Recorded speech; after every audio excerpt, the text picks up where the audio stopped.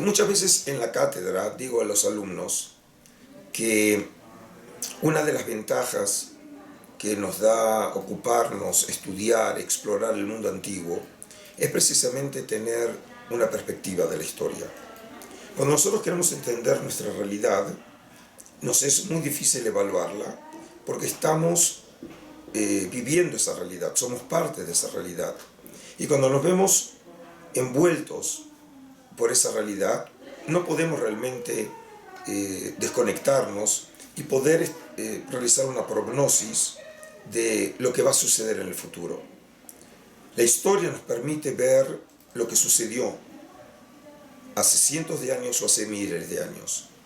Y precisamente la época que a mí me ocupa, que es la época antigua, y más precisamente la época del Segundo Templo, en general como se la llama la persa y greco-romana, permite ver con una perspectiva de más de 2000 años la presente realidad.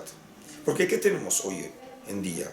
Hoy tenemos una sociedad envuelta por ese concepto de la aldea global, en donde las economías, en donde las sociedades están interconectadas, donde procesos económicos que suceden en una parte del mundo repercuten directamente en otra parte del mundo, en donde tenemos un mundo de comunicaciones que nos permite estar en contacto online unos con otros, en donde rápidamente ideas, conceptos, sabores, gustos culturales se transforman ahora en parte común de buena parte de la humanidad.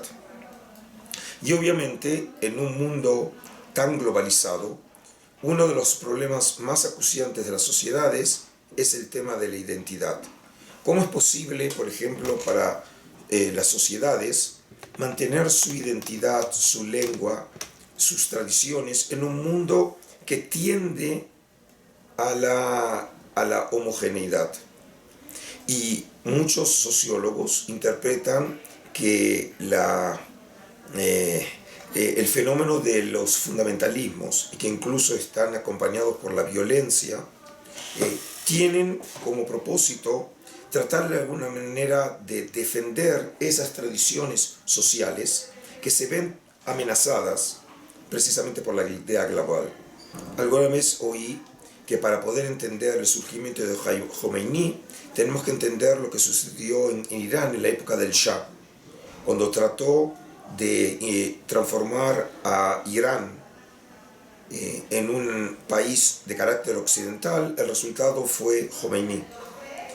Y de alguna manera es lo que explica también el surgimiento de los hermanos musulmanes, es lo que explica el surgimiento de los fundamentalismos en los Estados Unidos.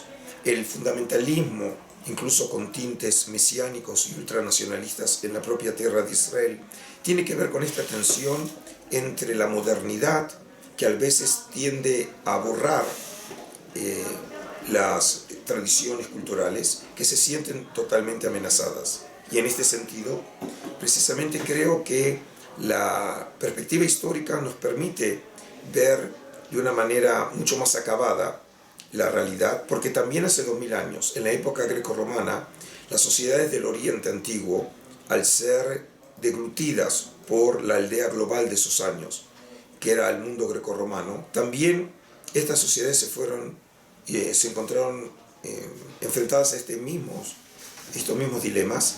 Y en ese sentido, por ejemplo, no podemos dejar de considerar que un resultado directo de la crisis social que generó el encuentro con el helenismo fue, por ejemplo, el fenómeno sectario, cuando la sociedad judía de esos años se fragmenta en grupos, fundamentalmente en los grupos de élite, que son los grupos obviamente que cargan con la responsabilidad de la definición de la identidad de un pueblo. Y ahí comenzamos a oír de los fariseos, de los saduceos, de los samaritanos, de los hasidim, de los seguidores de Juan Bautista, seguidores de Jesús, los qumranitas. Toda esa plétora de grupos son el resultado de esta fragmentación social que también tenía por propósito, de alguna manera u otra, redefinir la identidad en un mundo global. Muchas gracias. Gracias a ustedes.